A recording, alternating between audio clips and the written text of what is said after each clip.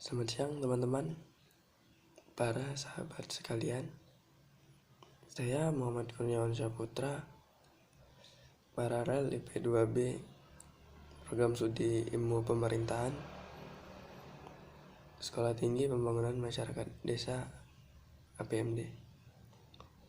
Di sini saya akan berbicara tentang kelembagaan di kota saya. Kelembagaan kabupaten atau kota. Saya tinggal di kota Lubuk Linggau, tepatnya di Provinsi Sumatera Selatan. Kelembagaan di kabupaten yaitu ada pemerintahan kabupaten, yaitu dipimpin oleh bupati dan wakilnya. Dan pemerintahan di kota saya yaitu dipimpin oleh wali kota dan wakilnya. Mereka bertugas untuk membangun fasilitas-fasilitas di daerah tersebut dan juga membangun jaminan sosial bagi masyarakat di daerah tersebut, tepatnya di daerah saya. Dengan begitu, pemerintahan di daerah saya, wali kotanya, sebelum pergantian wali kota yang baru itu mengalami kecenderungan yang sangat minim. Contohnya yaitu banyak bantuan-bantuan sosial yang dari atas tidak sampai ke RT kami, tepatnya di RT saya sendiri yaitu RT 10 itu dan juga di bagian RT tersebut tidak mendapatkan bantuan tersebut. Yang mendapatkan bantuan itu hanya sebagian. Di sini tugas seorang wali kota yaitu memikirkan hajat hidup orang banyak di daerah tersebut. Hajat hidup seperti apa? Ya, hakikat pemerintahan sendiri itu memiliki kebebasan. Kebebasan seperti apa?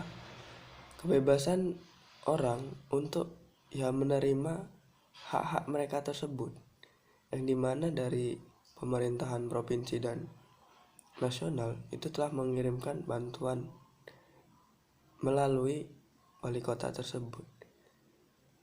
Jika mereka tidak menyampaikan kewajiban atau hak masyarakat, berarti mereka mementingkan diri mereka sendiri. Seperti masyarakat itu memiliki assessing power, kekuatan berkebebasan.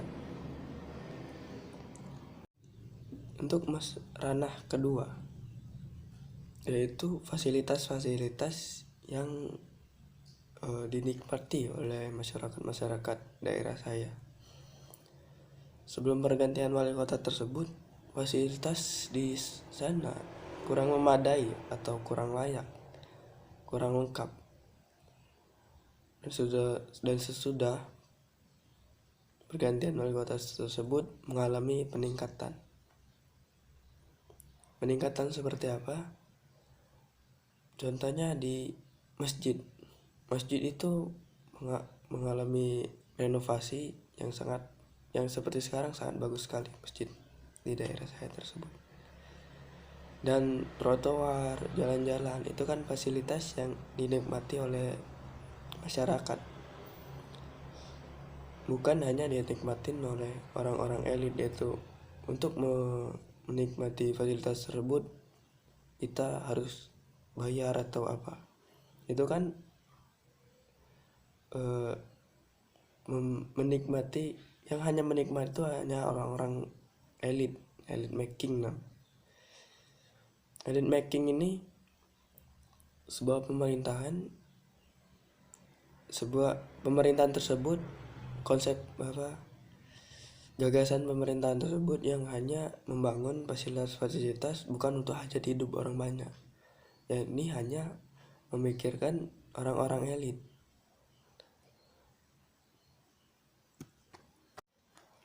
Tetapi semenjak pergantian wali kota, Seperti yang saya analisa, tempat-tempat wisata, contohnya tempat-tempat wisata itu kan yang memiliki wewenang wisata tersebut yaitu daerah yang berada wisata tersebut. Tapi yang saya lihat di tempat-tempat lain, itu yang menikmati hasil dari wisata tersebut adalah pemerintahannya, bukan masyarakat di sana. Paling tidak yang menikmati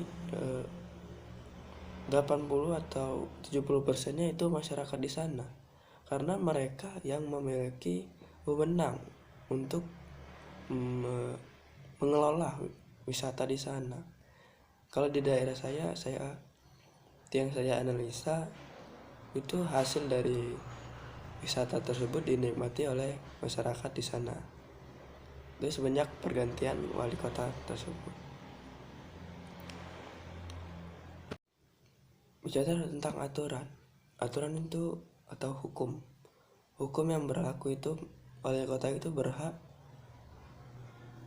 memikirkan gimana masyarakat daerahnya tersebut bisa hidup sejahtera.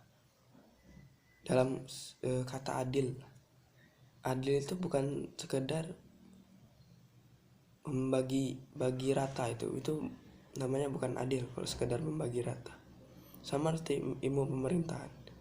Kalau kita sekedar bicara tentang hukum, tentang politik, dan tentang birokrasi pemerintahan atau administrasi publik, itu sama saja kita tidak adil. Kita hanya berpacu kepada satu ilmu.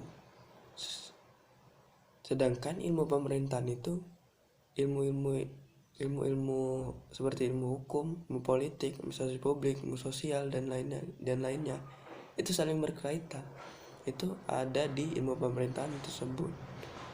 Makanya kalau kita hanya sekedar membahas ilmu politik seperti contohnya, kita berarti sudah terjumus kepada politik. Sama seperti kita melihat hutan. Di hutan itu kalau kita melihat sekilas, emang di hutan itu terdiri hanya pepohonan saja. Tetapi kalau kita masuk ke dalamnya, itu banyak ekosistem yang sangat luas.